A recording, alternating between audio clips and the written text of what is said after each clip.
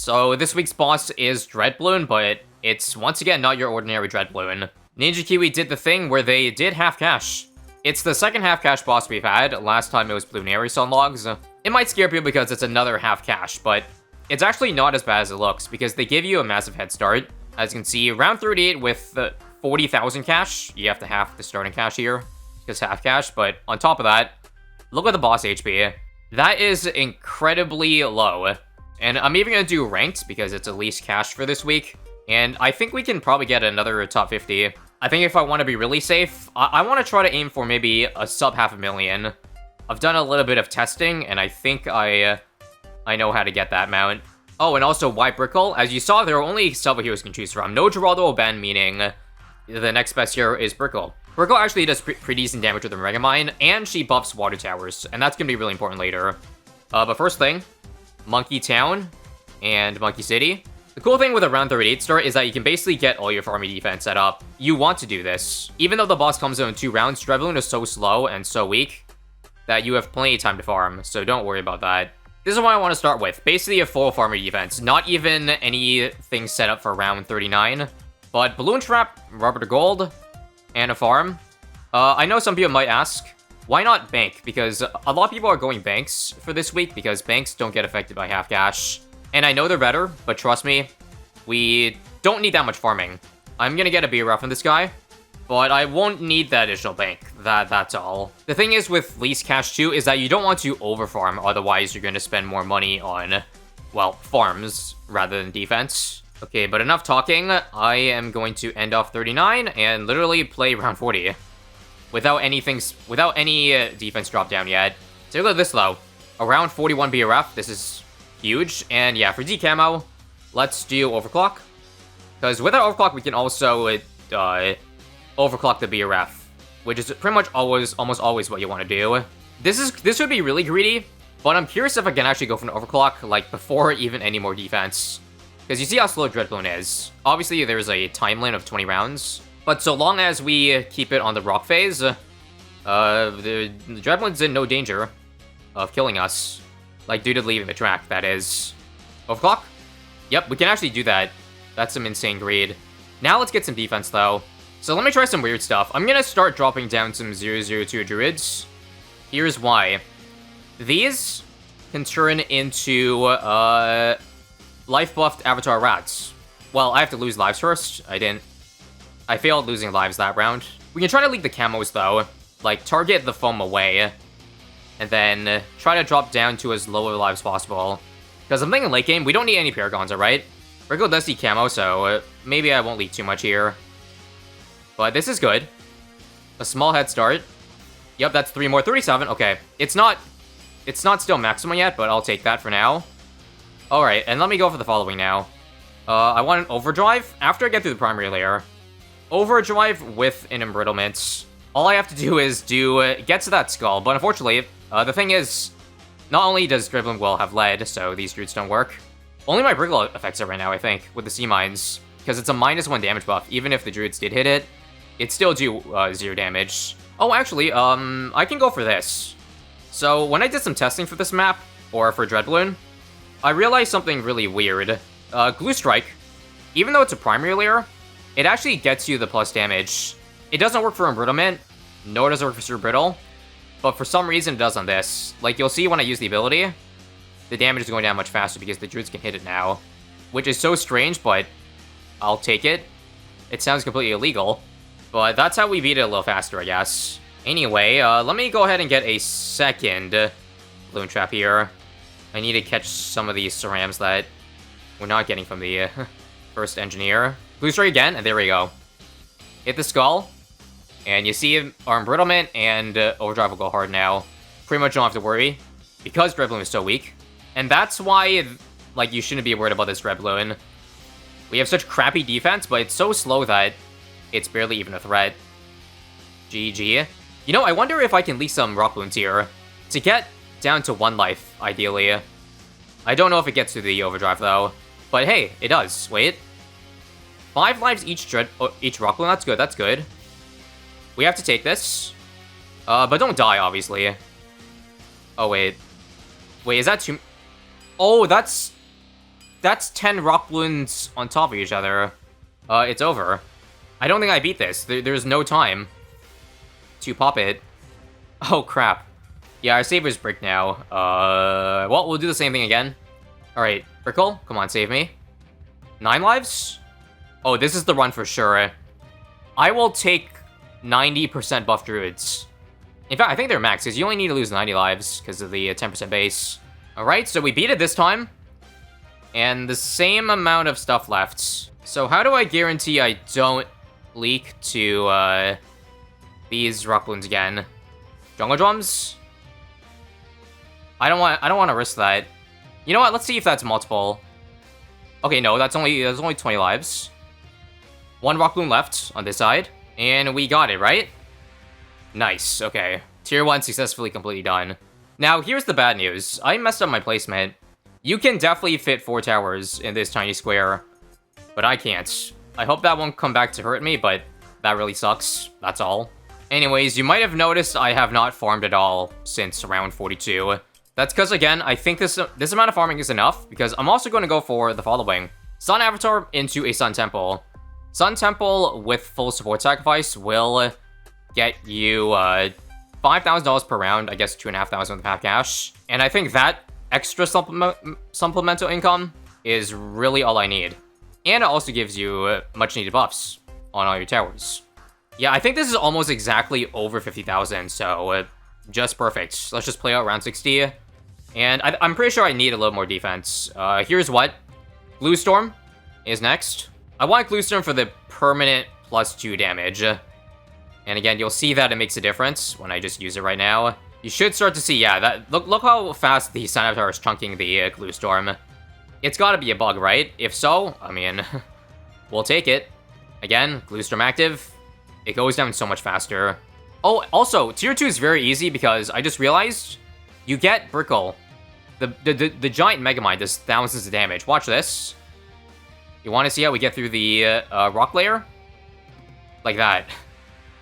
That just takes out a quarter of tier 2 right there. Now, I don't know if I need anything more to be tier 2. If I can avoid it, I don't want to buy Attack Zone, because remember, when I get Sun Temple, everything becomes cheaper. So in least cash, ideally, I would wait to buy Temple so that I can buy everything for cheaper. So all I gotta do is beat the rock balloons, because that's the only issue. Magic is the hardest, because my Sun Avatar can't hit them, but that's okay. Watch the Megamind. Splash damage deletes all rock balloons. It's so good. So I think this will be a pretty easy tier 2, right? I'm free to fast forward all the way to win. I think so. Yep, GG easy. Now I just gotta make sure those pesky balloons don't get too far. Don't tell me that 1 rock balloon's gonna kill me. I think it is. Oh, no, it didn't. 4 lives. Sheesh. Thank you, Mana Shield, for coming in clutch. Okay, if I'm looking at this banana farm, this Overclock Beer Ref, we're making a little bit over 2,000 per round from it. So we would get an upgrade with Sun Temple. Just a little bit, though.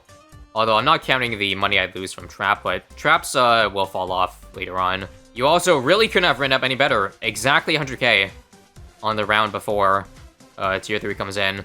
Here we go. I'm actually gonna get, because it's end of round cash, remember? The temple only gets you money at the end of the round. So what I should do here is make a little bit of money from the BRF first. And then once I think it's full, once it's made all the crates, now. Should be 50k, right? I'm gonna hope this temple was fine. Anyway, as you see, 2.5k per round. This should be enough income. Now we gotta build, basically our endgame setup. So first off, I want the biggest discount range ever. So 420, just like that. This also frees up overclock, by the way. I can now overclock other towers, like the Tax Zone or the Avatar Wrath. And yeah, here's what I want to get for the water towers. Destroyers. 310s are hella efficient when you give it damage buffs. They are very, very efficient. Especially when you get Brickle to double the damage of the boats. It'll add up really quickly. So I'm just gonna use my money right now to spam it. Spam the whole water with Destroyers. Leave 1 space for a decamo sub reactor for cooldown reduction. So which one would be the Avatar Wrath? I'd say this one. This one has a good amount of coverage on all the balloons. Also, let's go for primary mentoring. Yes. Yes, I want cooldown reduction on the Glue Storm. Here's another Megamind. And once we hit the military layer, I'm gonna save my overclock for this one over here. I just need to make a little bit of money. But I'm not getting that money. Come on, end around cash. There we go. Tax zone. Overclock. And we should be seeing mad stacks now with this guy. Anyways, again, wait for the Ceram Shell or all the Rock Wounds come out. Use Brickle Megamind to one-shot them. And fast forward to win. The nice thing here with Temple income is that I don't have to worry about collecting it. It just automatically makes 2.5k for me. So let's build Populous Army next. 1, 2. What kind of sucks is that this Druid is just barely out of range of the Temple, so I can't discount it. But what if I try this? I think this would save money. If I outbuff it to give him more range to get it cheaper, see that? It's a temporary buff, but it actually works. Because if I wait it, see it's 210 now. But when it's outbuffed, it'll change to 160, although I have to click to update it, as you see. A constantly shifting money amount. Definitely worth the investment, because I'm probably going to get more towers to line up over here eventually. Oh, like, see this pause around here? Perfect time to drop more towers, because there's a nice liver. I think I'll probably use this space for tax. If only there's a way to get a permanent range buff. The thing is, Permbrew is pretty expensive for what it gives. Even though it's a lot of towers that can be buffed, I think we can forego it. Again, I'm aiming for an under $500,000. And even with the discount, Permbrew would still cost a whopping $50,000, so I'd like to try to avoid that if possible. So here we go. Tier 4 should again be easy. Tier 5 is what I'm worried about, but I think we'll have enough money in the next 20 rounds to clear it just fine. Let me upgrade to a Tier 4 for this Avatar Wrath, set it to strong, and watch to see how much damage it does once it gets in range. Oh, actually, hang on. I just noticed that the amount of Populous checks change depending on how much uptime is on the temple, meaning this Druid over here doesn't reach. It doesn't reach this one. That kind of sucks. What can I do about that? Probably Tier 4 out to give more uptime. I guess P-Brew would have been nice there, but well. You think we're fine without the extra stack? Anyway, I think this will probably be a good investment. Instead of the Permbrew, just go for Homeland. It's the same cost, but it gives you double damage, so what's not to like about that? 2 million damage already. Almost reaching 3 million. And immune again. Once again, we'll be fine to magic so long as this tax zone is here. It'll be all Rock Bloons and my, well, sub-army. Basically, change the what you're overclocking depending on what's immune, so of course switch tax zone. Now is the right choice. And come on, give me Homeland. And watch this damage boost now. Should go down pretty quickly. Yup, clean I say. Clean Tier 4, but still, I think we need a good amount more for Tier 5. If I want to stay above 500k, there's not really much more I can spend on. I think another Call to Arms would be worth it, just to have it, like, up during the downtime, because it's only up half the time. This would only be an extra, what, 16k? Yeah, that's fine. Okay, also, this temple range going on and off is really annoying me. I think it would just be better going for Tier 4, because don't forget, it's not just a discount that I lose out on, it's the buff itself, which is huge. So, probably a 420 for more uptime. See what I mean, though? Even with that little farm we have cash, we still have everything we need, or close enough that we need, to be able to take on Tier 5. I think at minimum, I'm gonna buy Super Brittle. I know Kuromob is probably another good choice, but I don't know. The more damage ups you get, the more diminishing returns, I guess, percentage-wise, although a flat 5 would be really nice still. So I'm pretty sure I should add that. Anyway, I'll see without it first.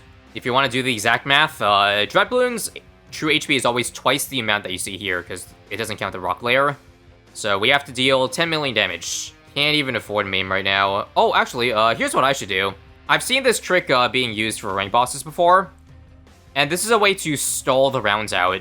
Because here's the thing, again, as I said, because Dreadbloon's so slow, the map is so long, we will run out of rounds before we run out of track length. So, this is what we should do to stall the round, at minimum.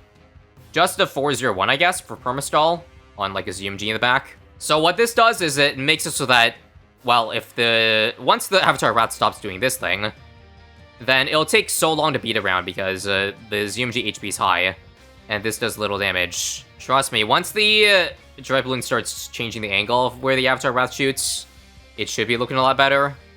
As you see, if we don't stop right now, the fact that we got 5 rounds through and we barely got through 1/8 is very concerning. Oh, see this? See the angle being changed? The spread is much much more out of the entrance now. And that was only DT, but we stalled a good amount there. Anyway, finally we can have our primary or attack zone doing damage. I'm honestly not... I think primary, military, and magic right now are... We have, like, equal DPS on each, I'd say. Maybe the destroyer is doing the least damage, because we don't have any, like, tier 5s. So this immunity shouldn't be that bad. I don't think, what do you call it? The magic immunity would be too bad either, even without the Avatar Wrath. No more towers hitting the front. And I'm pretty sure we have a BFB or a ZMG or something. That's selling at 129. Alright, bad news though. Once we hit magic, I don't want this attack zone to get out of range of the Dreadbloon. Otherwise we'll have, like... We'll have severely reduced DPS, so... We gotta get as much in as possible right now. Once it gets to, like, that, what do you call it, second bend of Resort, we only have the destroyers hitting it, which is gonna be really, really slow and painful. And it looks like finally 129 is close to dead. See, BFBs came out, so it was definitely a ZMG. We were stalling. If we didn't have that, like, ma'am, I'm telling ya, we would be on, like, round 136 right now. I mean, does it even matter how long it takes to beat Dreadbloon? Because, these rock balloons aren't really a threat. I know I say that as they're getting through this far, but, again, every Brickle Megamind should push them back a good amount. Yeah, what about even Overclock if the attack zone gets out of range? Like, probably an Overdrive? I don't know. Or one of the destroyers. It's starting to lose DPS now, unfortunately. We'll be fine, though, because by the time we get back up again, support layer is by far the easiest, because we obviously have no support towers. You gotta admit, though, 3 million damage on a 3k tower is pretty impressive. Like, that even outdoes the overdrives, like, that have the front and center placements. Even the Populous Druids. Waiting for support to get all of that DPS in. There we go. You can see the moment everything shifted in our favor. By the way, I'm pretty sure this strategy mostly only works for Dreadbloon. Maybe sometimes Bloonarius if it's slow and the map is long. But usually with other towers or other bosses, they would exit before you stalled it enough to get to the 20-round limit. That's all I'm saying. Alright, final 1 million damage to go. Again, unsurprisingly, Avatar Wrath doing the most pops here. 16 million. And, like, look, there's so much... There's still a whole amount of track length that we could have let Dreadbloon go towards, so it wasn't even that close. Alright, now we're in a dilemma, though, or we're stuck. How do I... Okay, let me put on first. There we go. And that'll end the boss run. I think this is the lowest cash amount I've ever needed to beat an elite boss, because usually I go for Paragons, which almost always get, more than 500,000. Anyway, that puts us easily in top 50, 13th place. I could definitely understand 300k being possible, seeing as how much leeway we have with that much money. But yeah, that's my solution for this half cash, least cash run.